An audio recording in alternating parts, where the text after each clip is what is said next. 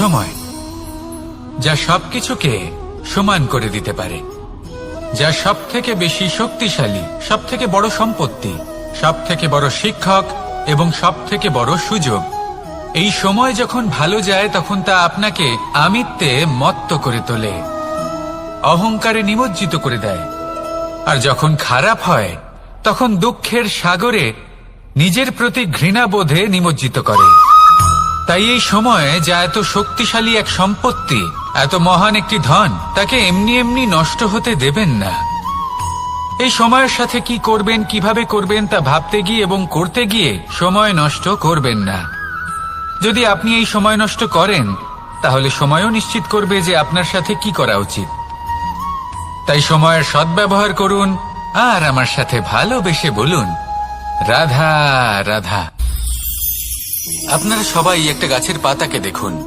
যতক্ষণ পর্যন্ত গাছের সাথে, মানে গাছের ডালের সাথে জুড়ে থাকে, সে সবুজ থাকে, বাতাসের সাথে সে নড়তে থাকে। যতক্ষণ পর্যন্ত ও সূর্য থেকে পাওয়া রশ্মির শক্তি গাছে পৌঁছে দেয়, ততক্ষণ ও ডালের সাথে যুক্ত থাকে। কিন্তু যখন সেই পাতা শুকিয়ে যায় তখন তার কোনো গুরুত্ব থাকে না। সেই পাতা গাছের ডালে এবং বৃক্ষের কাছে বোঝা হয়ে থেকে যায়। এবং এমন এক সময় আসে যখন সেই ডালটি শুকনো সেই পাতাকে পরিত্যাগ করে। এটাই আমরা এই প্রকৃতিতে দেখি এবং এটাই হলো সত্য। আর এটাই আমাদের জীবনে খুব বড় একটা শিক্ষা। যদি আপনিও নিজের জীবনে নিজের আপনজনদের কাছে বোঝা স্বরূপ হয়ে দাঁড়ান, তাহলে তারা আপনাকে যতই ভালোবাসুক না কেন, ওনারা যদি নাও চান তাহলেও এমন এক দিন আসবে যখন আপনার আপনজন আপনাকে পরিত্যাগ করবে। সেই জন্য সবসময় আত্মনির্ভর হয়ে ওঠার চেষ্টা করুন, নিরন্তর পরিশ্রম করতে থাকুন। কারোর ওপর বোঝা হয়ে থাকবেন না, বরং তার সাথে মিলে দায়িত্ব পালন করুন। এমনটা করবেন তাহলে আপনার সম্মানও বজায় থাকবে এবং সম্পর্কের মধ্যে আপনার মূল্যও বজায় থাকবে।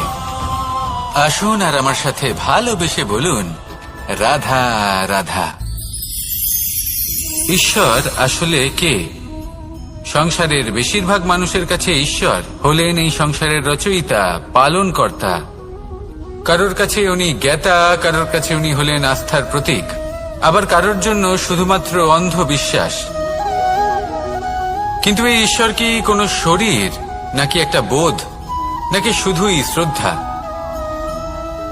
ঈশ্বর হলেন তিনি যিনি হলেন আপনার ইষ্ট।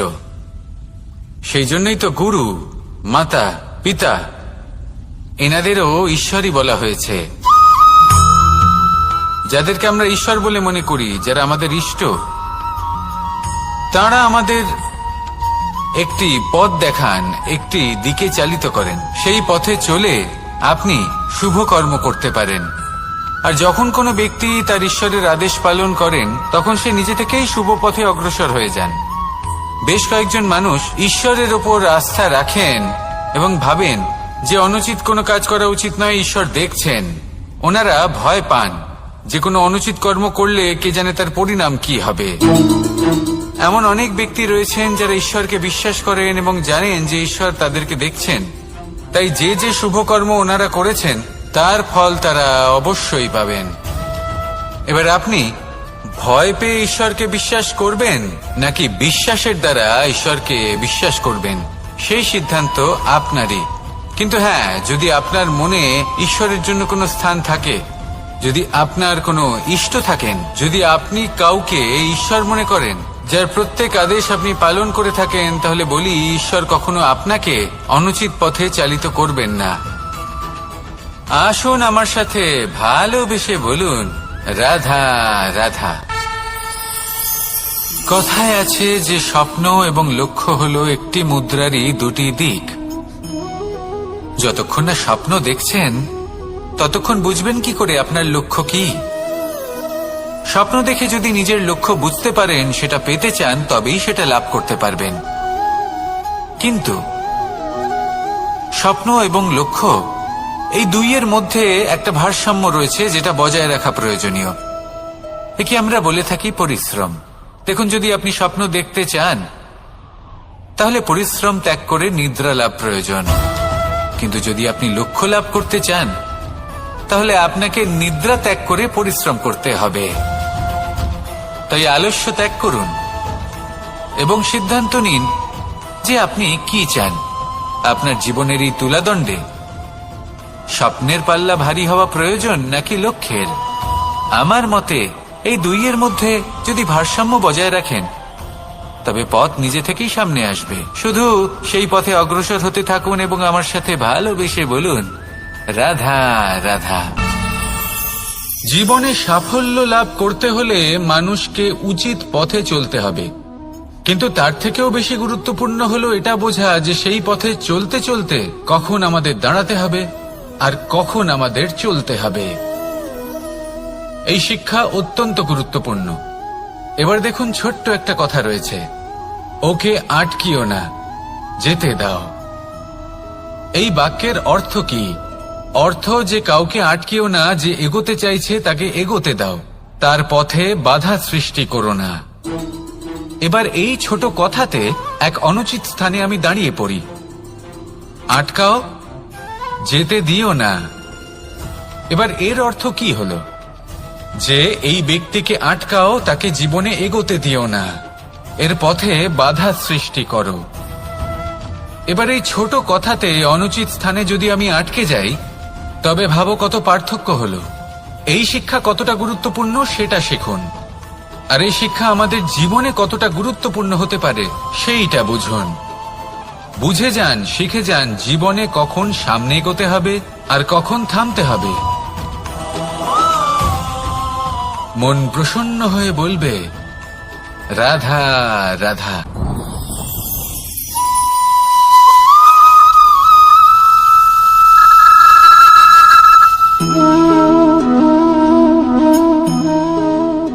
মোহনের বাঁশির এই সুর, এই সঙ্গীত কার না পছন্দ হয়?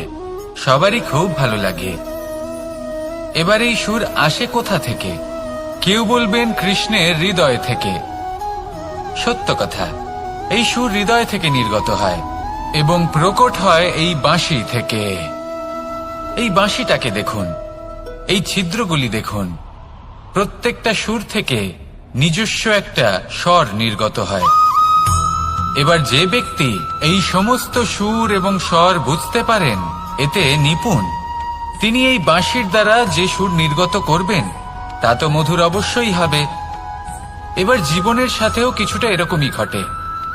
জীবনের কিছু নীতি থাকে, অর্থ, কুটুম্ব এবং আধ্যাত্মিক। যদি জীবনের প্রত্যেকটা মুহূর্ত সুখময় হয় এরকম আপনি চান, তাহলে এই তিনটি নীতিতে আপনাকে নিপুণ হতে হবে। কোনো একটি বিশেষ নীতির প্রতি যদি আপনি বেশি ঝুঁকে পড়েন, তাহলে বাকি দুই নীতি থেকে যা সুখ লাভ করা সম্ভব তা পারবেন না। ধন অর্জন করতে হবে পরিবারের জন্য, পরিবারের সুখ মনের শান্তির জন্য, মনে শান্তির প্রয়োজন মনের শুদ্ধতার জন্য। যখন এই মন শুদ্ধ হবে, জীবন শুদ্ধ হবে, পবিত্র হবে, সুন্দর হবে এবং ভালোবেসে বলবে, রাধা রাধা।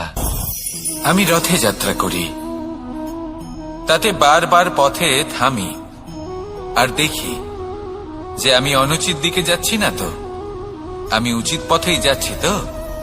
কারণটা কি? কারণ হলো যাতে আমি পথভ্রষ্ট না হয়ে যাই। জীবনযাত্রাতেও এটাই প্রয়োজন। জীবনযাত্রায় ভোগ বিলাসের পথে হারিয়ে যাওয়া খুব সহজ। বারবার থেমে আপনাকে দেখতে হবে, নিজেকে কিছু প্রশ্ন করতে হবে। আমি কি আজ সেই কর্মই করছি যেটা আমি করতে চেয়েছিলাম?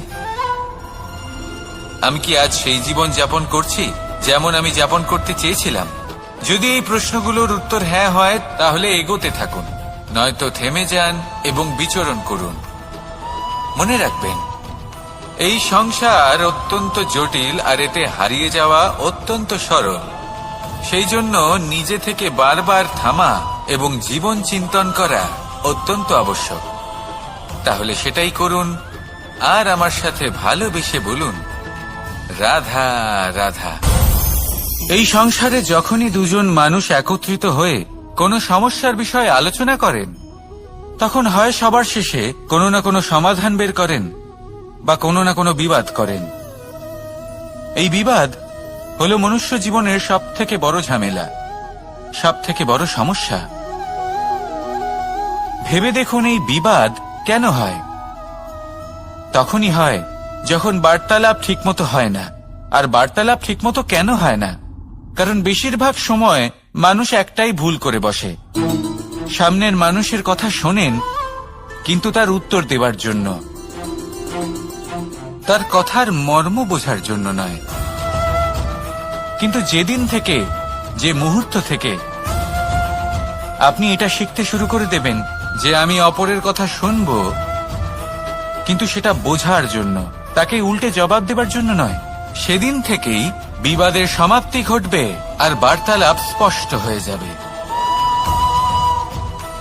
দেখুন, হয় সামনের মানুষের কথা বুঝতে শিখুন, বা নিজের বক্তব্য ভালোভাবে সামনের মানুষটাকে বুঝিয়ে বলুন। বার্তালাপ নাকি বিবাদ, আপনি কোনটা চান? সিদ্ধান্ত আপনার। আসুন আর আমার সাথে ভালোবেসে বলুন, রাধা রাধা। কাম, তৃতীয় পুরুষার্থ।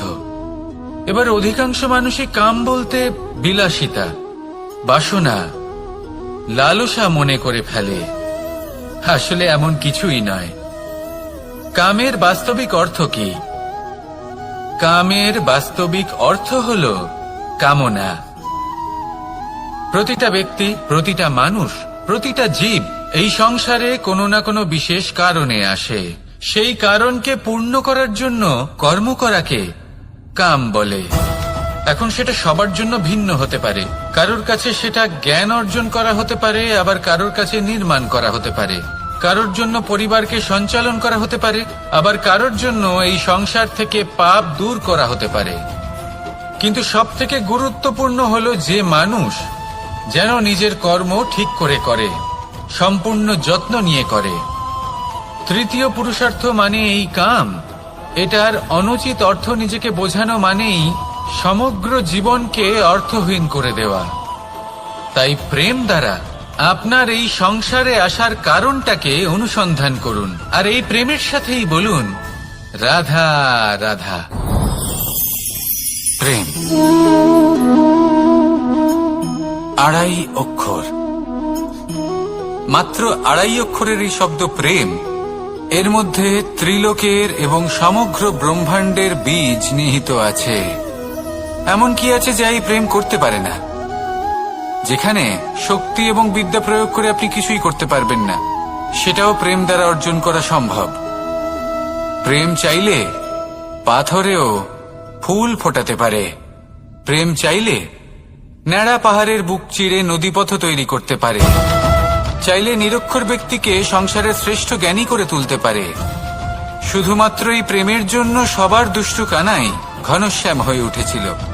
শুধুমাত্র এই প্রেমের টানেই ত্রিলোকের স্বামী দ্বারকাধীশ নির্ধন সুদামার পদসেবাও করেছিলেন। এই প্রেম হলো সংসারের সবথেকে বড় শক্তি। এই সংসারের আধার হলো প্রেম। এমন কিচ্ছু নেই যা এই প্রেমের পক্ষে সম্ভব নয়। যেখানে বিদ্যা এবং শক্তি সাহায্য করতে পারে না, সেখানে এই প্রেম আপনাকে জয়ী করে দিতে পারে। তাহলে আসুন আর আমার সাথে ভালোবেসে বলুন, রাধা রাধা। আমরা যখনই কোনো যাত্রায় যাব বলে মনে করি, তখনই আমরা প্রস্তুত থাকি আসন্ন বিপদের জন্য বা সংকটের জন্য। যেমন যদি আমাদের মনে হয় যে আজকের পরিবেশ খুব ঠান্ডা হবে, তাহলে আমরা গরম বস্ত্র ধারণ করি বা সেটাকে সাথে নিয়ে যাই। যদি মনে হয় যে বৃষ্টি হতে পারে বা বৃষ্টি হয়ে চলেছে, আমরা দেখছি, তাহলে আমরা একটা ছাতা সাথে নিয়ে নিই।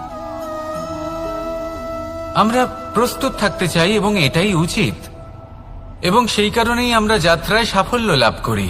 কিন্তু যদি আমরা কথা বলি জীবনযাত্রা নিয়ে, যা কিনা সব থেকে বেশি গুরুত্বপূর্ণ, তাহলে তার জন্য আমরা পূর্ণরূপে প্রস্তুত থাকি না। আশেপাশের মানুষ, এই সমাজ, আমাদের সাথী, আমাদের মিত্ররা যে কোনো মুহূর্তে বদলে যেতে পারেন। সেই জন্য আমরা নিজেদেরকে কখনো সাবধান করি না, কখনোই নিজেদের প্রস্তুত করি না। আমাদের এটা কখনোই মনে হয় না যে এরকম হতে পারে, আর সেই কারণেই শেষে গিয়ে আমরা অত্যন্ত দুঃখ পাই। একটা অমূল্য শিক্ষা আছে যেটা আমাদের লাভ করা উচিত। সতর্ক থাকা উচিত। এই জীবনযাত্রার জন্য শুধুমাত্র এই পরিবেশের বিষয়ে তথ্য সংগ্রহ করা বা তাকে অনুমান করা এটুকু হলেই চলবে না। আমাদের আশেপাশের মানুষজনকে দেখতে হবে, তাদের স্বভাব পরিস্থিতির ওপর নজর রাখতে হবে। যখন তারা রং পাল্টাচ্ছেন নজর রাখতে হবে, তা অত্যন্ত আবশ্যক। পরিবর্তন আপনার জীবনে অবশ্যম্ভাবী। সঠিকভাবে তার সম্মুখীন হন। আসুন আমার সাথে ভালোবেসে বলুন, রাধা রাধা। আপনি এটা শুনে থাকবেন যে ছোট্ট একটা বালক সে ঈশ্বরের প্রতিরূপ হয়। কিন্তু এমন কেন বলা হয় তা কি আপনি কখনো ভেবে দেখেছেন? আমি আপনাকে বলছি, কোন একটা ছোট্ট বালককে দেখুন, সে কি করে? সকলকে সমান চোখে দেখে। ওর মনে না কোনো ছলনা রয়েছে, না কোনো কপটতা, না অহংকার রয়েছে, আর না কোনো বিষয় নিয়ে কোনো চিন্তা। সকলকে সে সমান চোখে দেখে আর নিজের মধ্যেই প্রসন্ন থাকে, সকল বিকার থেকে মুক্ত। এগুলোই তো সেই গুণ সেই বালকের মধ্যে, যা হলো ঈশ্বর স্বরূপ। এবার ভেবে দেখুন, যদি প্রত্যেকটা মানুষ এই ছোট বালকের মতো সেই সব গুণ নিজের মধ্যে জাগ্রত করে তোলে, তাহলে কি হবে? তারাও ঈশ্বর তুল্য হয়ে উঠবে। তাই আপনিও এটাই করুন, নিজের মনকে বিকার মুক্ত করুন সেই ছোট্ট বালকের মতো। মনের মধ্যে না কোনো চিন্তা রাখবেন, না মোহ, না ক্রোধ, না কোনো রকমের ছলনা বা কপটতা। সবাইকে সমান চোখে দেখুন আর নিজের মনেই প্রসন্ন থাকতে শিখুন। এই মন প্রেমময় হয়ে বলবে, রাধা রাধা। এই পুস্তক বড়ই কাজের জিনিস। কাহিনী হোক, কবিতা হোক, স্মৃতি হোক, এতে যাই লিখে দেবেন তা ভবিষ্যতের পুঁজি হয়ে যাবে। কিন্তু যদি কখনো এমন হয় যে এই পুস্তক ময়লা হয়ে যায়, বা যদি কোনো পাতায় আপনি ভুল করে কালি ফেলে দেন, বা কোনো বাক্য লিখতে গিয়ে আপনি ভুল করে ফেলেন, তাহলে আপনি কি করেন? সেই পুস্তক কি আপনি তুলে ফেলে দেন? না, তাই তো? শুধু একটা পাতা ছিঁড়ে ফেলেন যাতে সেই পুস্তক সঠিক থাকে, সুন্দর হয়ে ওঠে। এই পুস্তকের মতোই হয় আমাদের সম্পর্ক। তার সেই এক পাতা, একটা ভুল। তাই যে কোনো সম্পর্কে যদি কারোর কোনো ভুল হয়ে গিয়ে থাকে, তাহলে সেই ভুলকে সম্পর্ক থেকে দূরে করা সঠিক হবে। সেই ভুলকে ভুলে যাওয়াই সঠিক হবে। সেই সম্পর্ক ভাঙা নয়, সেই সম্পর্ক সামলে রাখুন। কারণ ভুল তো সবার দ্বারা হয়। যদি এরকম করেন, তবেই জীবনরূপী পুস্তক আরো সুন্দর হয়ে উঠবে। একে অপরকে ক্ষমা করতে শিখুন, একে অপরের ভুলকে ভুলে যেতে শিখুন। তারপর দেখবেন এই জীবনে আরো আনন্দ আসবে, আর এই সম্পর্ক নিঃশ্বাস নিতে থাকবে। রাধা রাধা।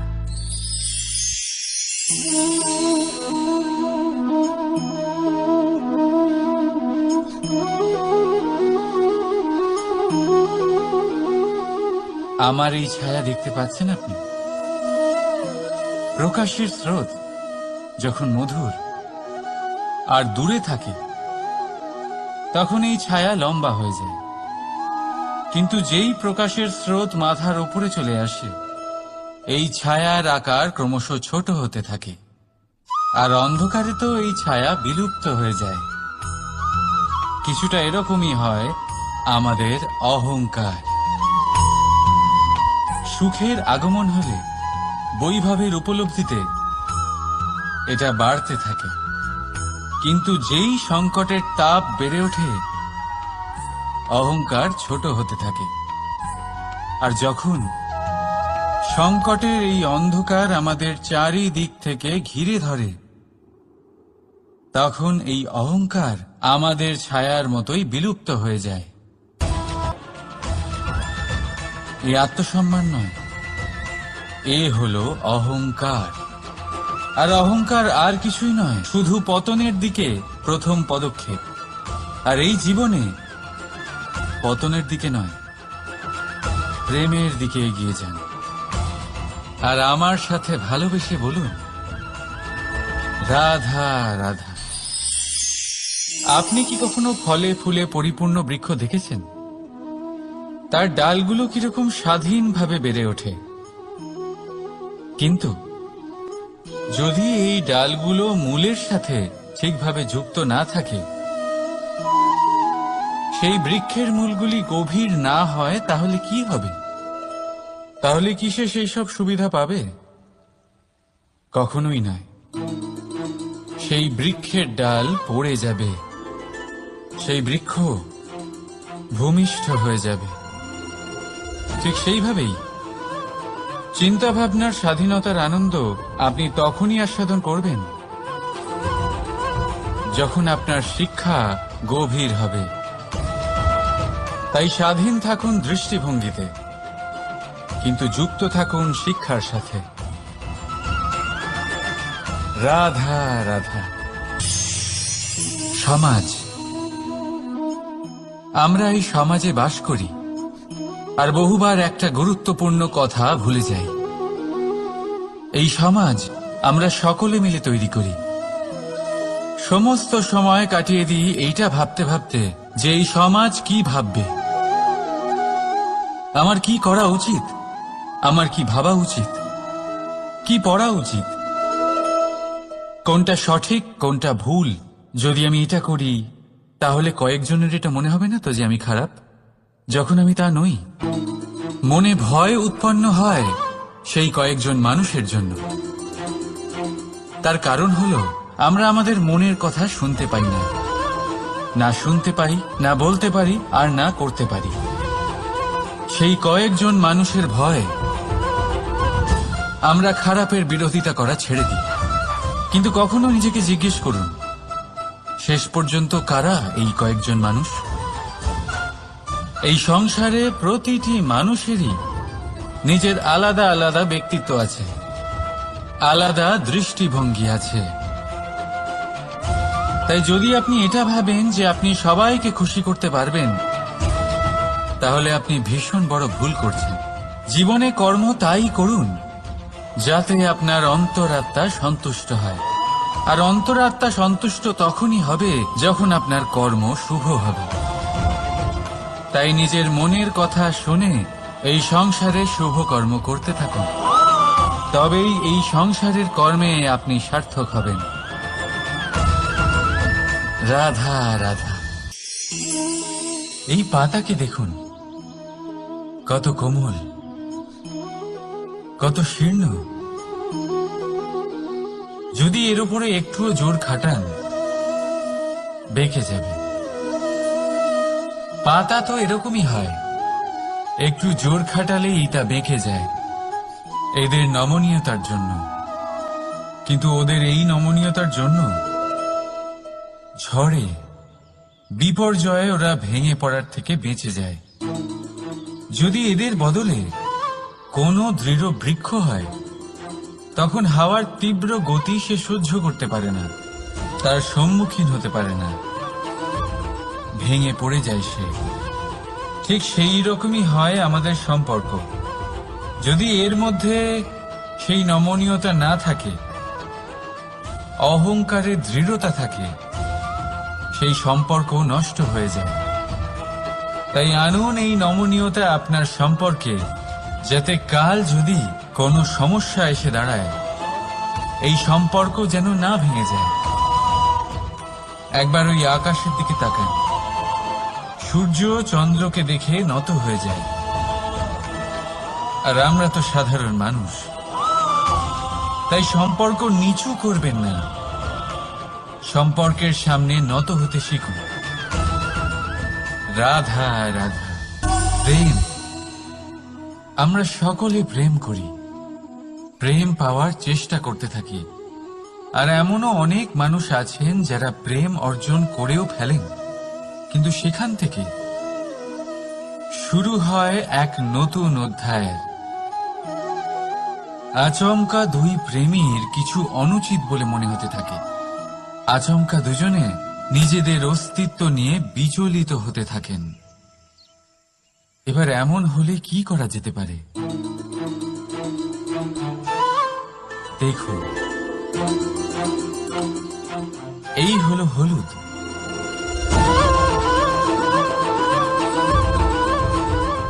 আর এই হলো চুন।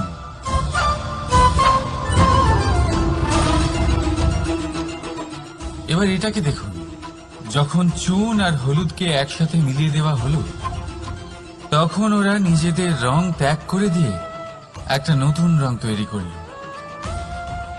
প্রেমের রঙও কিছুটা এইভাবে অর্জন করা হয়। এখানে কোনো আমি থাকে না, শুধু আমরা হয়, শুধু একাত্ম হয়। সেই জন্য ত্যাগ করুন নিজের অস্তিত্বকে, আর মনের উত্তেজনাকে আলিঙ্গন করুন। তারপর দেখুন আপনার এই প্রেম আপনাকে কোথায় কোথায় নিয়ে যায়। রাধা রাধা। এই সংসারে অসংখ্য মানুষ অর্থ আর সামর্থ্য দিয়ে মূল্যায়ন করেন যে কোনো মানুষের, নিজেদেরও আর অন্যদেরও। আর বহুবার অর্থ আর সামর্থ্য অর্জন করতে গিয়ে আমরা সময়, সম্পর্ক আর স্বাস্থ্য পিছনে ফেলে আসি। আমরা তার খেয়াল রাখি না। ভাবি যে একবার এই অর্থ আর সামর্থ্য অর্জন করে নেওয়ার পর তারপর সময়ও আমাদের কথা মতো চলবে, সম্পর্কগুলো আরো মধুর হয়ে যাবে, আর স্বাস্থ্যও আমাদের হাতের মুঠোয় থাকবে। কিন্তু এই অর্থের জন্য যখন আমরা এই তিনটেই হারিয়ে ফেলি, তখনই আমরা বুঝতে পারি যে আমরা কতটা অর্থহীন ছিলাম। আর তারপরে সংসারের সমস্ত অর্থ সংগ্রহ করে নেওয়ার পরেও আপনি আপনার ফেলে আসা সময় কখনোই ফেরত পাবেন না, না সেই সম্পর্ক আর না সেই স্বাস্থ্য। সেই জন্য এই তিনটির মূল্যই বুঝে নিতে শিখুন অনেক দেরি হয়ে যাওয়ার পূর্বে।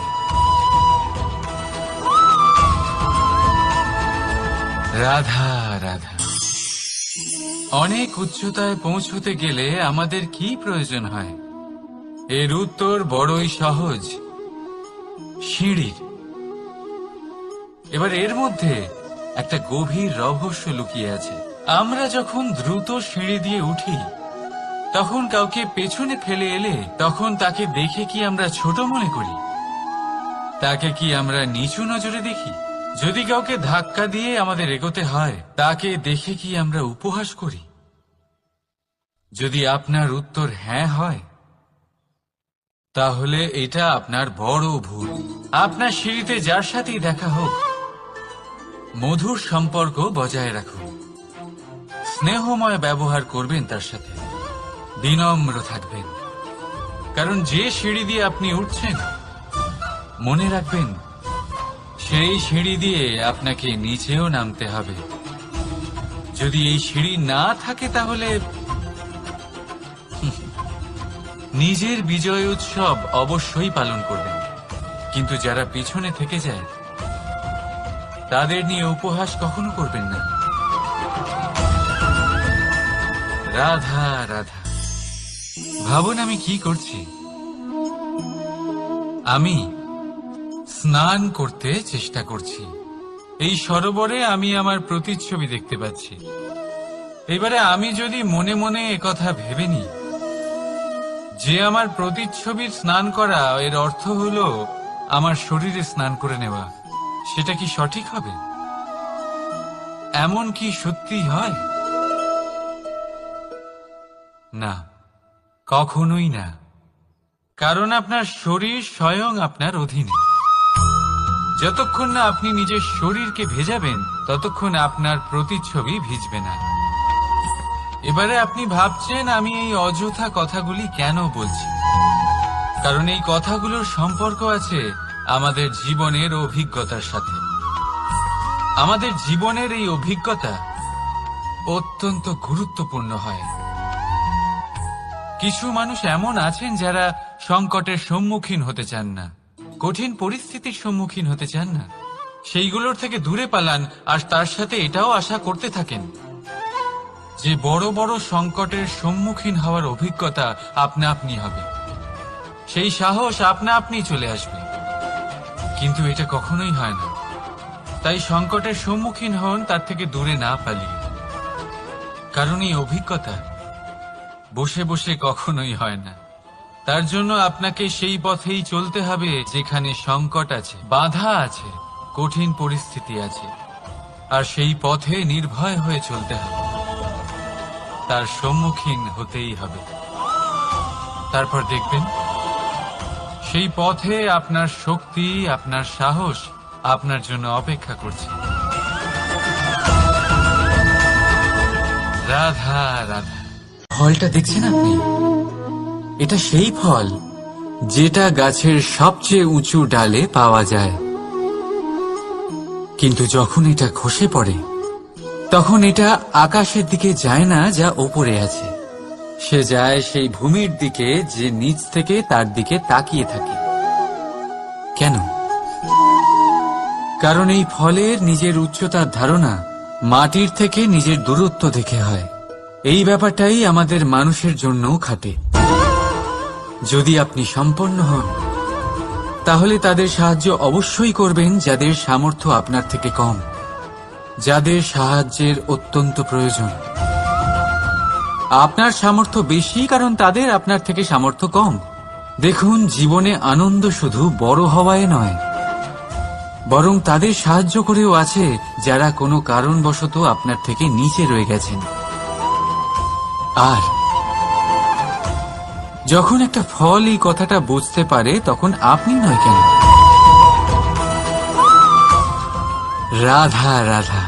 সময় বড়ই বিচিত্র অনুভব দেয়। যখন অপেক্ষা করছেন তখন অনেক লম্বা হয়ে যায়। প্রতিটা মুহূর্ত একটা গোটা দিনের মতো মনে হয়। ঠিক সেইভাবেই যদি কোথাও যেতে দেরি হয়, তখন সময় দৌড়তে থাকে, প্রসন্নতায় বয়ে যায় আর নিরাশায় থমকে যায়। আপনদের সাথে থাকলে সময়ের খেয়ালই থাকে না, শত্রুদের সাথে থাকলে সেই সময়ই খারাপ হয়ে যায়। কিন্তু এটাই কি সত্যি বাস্তব?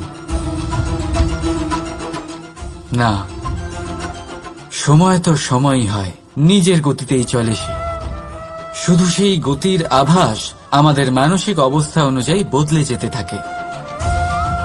তাই এই সমস্যা সময়ের নয়, আমাদের মানসিকতা। তাই নিজেকে খুশি রাখুন, অন্যদেরও খুশি রাখুন। আগের সমস্ত ঘটনা ভুলে যান আর একটা উজ্জ্বল ভবিষ্যতের দিকে অগ্রসর হন। সময় সবসময় ভালোই লাগবে। প্রেম করুন সবার সাথে, সময় সবসময় সুখেই কাটবে। রাধা রাধা। অগ্নি জীবনে খুব মহত্বপূর্ণ হয়। এই অগ্নি, এই অগ্নি উজ্জ্বলতা হয়ে আমাদের জীবিত রাখে। কিন্তু ভাবুন, যদি এই উজ্জ্বলতা ক্রোধের অগ্নি হয়ে দিকভ্রষ্ট হয়, তাহলে কি হবে? একটা ছোট পাতা দিয়ে শুরু করে গোটা বনকে ছারখার করে দিতে পারে। ঠিক সেরকমই মানুষের ক্রোধের আগুনও অন্যদের তো ভস্ম করেই, কিন্তু তার পূর্বে স্বয়ং নিজেকেই ভস্ম করে দেয়। তাহলে কি করা যায়? কি করে নিয়ন্ত্রণ করা যায় তাকে? উত্তর হলো, তাতে জল ঢেলে দিয়ে, জলের মতো বইতে দিন নাকি। ঠিক সেইভাবে যেমন সূর্য নিজের অগ্নিকে তেজ বানিয়ে আপনার কাছে পৌঁছে দেয়। এটাই পার্থক্য সূর্যের অগ্নি আর ক্রোধের অগ্নির মধ্যে। সূর্যের অগ্নি বিচ্ছুরিত হয়ে প্রতিফলিত হয়ে আসে, আর সেই জন্যই তাকে তেজ বলা হয়।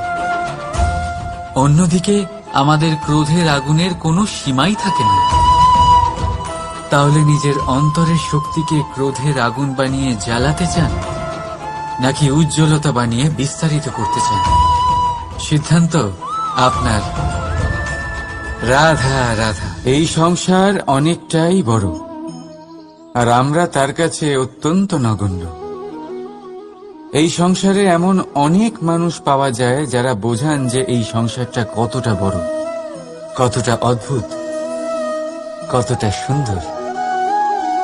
আর এই সংসার রচনা করে পরমেশ্বর কত মহান এক কাজ করেছেন।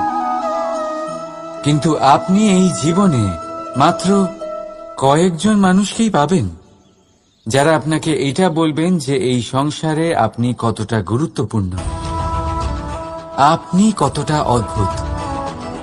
যদি আপনি তাদের সাথে থাকেন তাহলে তারা নতুন কিছু সৃষ্টি করতে পারেন, এই সংসারকে আরো কতটা পবিত্র করতে পারেন।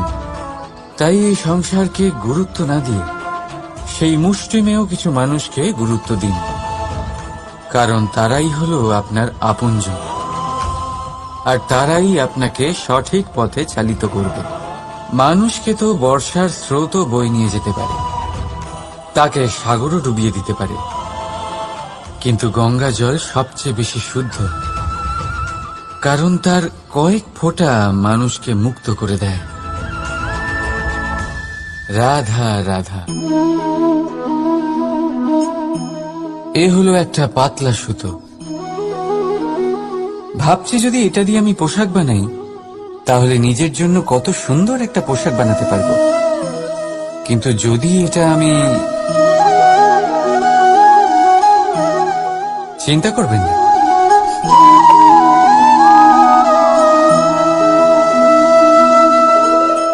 দেখুন এই সুতো জোড়া লেগে গেল।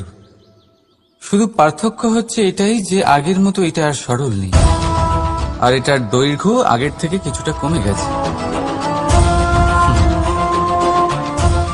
এই সংসারে প্রেমের সাথেও ঠিক এটাই হতে পারে। প্রেমের এই সুতো যা দুই মানুষকে একসাথে বেঁধে রাখে, অহংকার আর স্বার্থের আঘাত সে সহ্য করতে পারে না, ছিঁড়ে যায়। চেষ্টা করলে আবার এই সম্পর্ক হয়তো জোড়া লাগতে পারে, কিন্তু তা আগের মতো কখনোই থাকে না, কারণ মনে গিট পড়ে যায়। সেই জন্য প্রেমকে স্নেহের সাথে সামলে রাখুন, অহংকার আর স্বার্থের থেকে দূরে থাকুন। রাধা রাধা।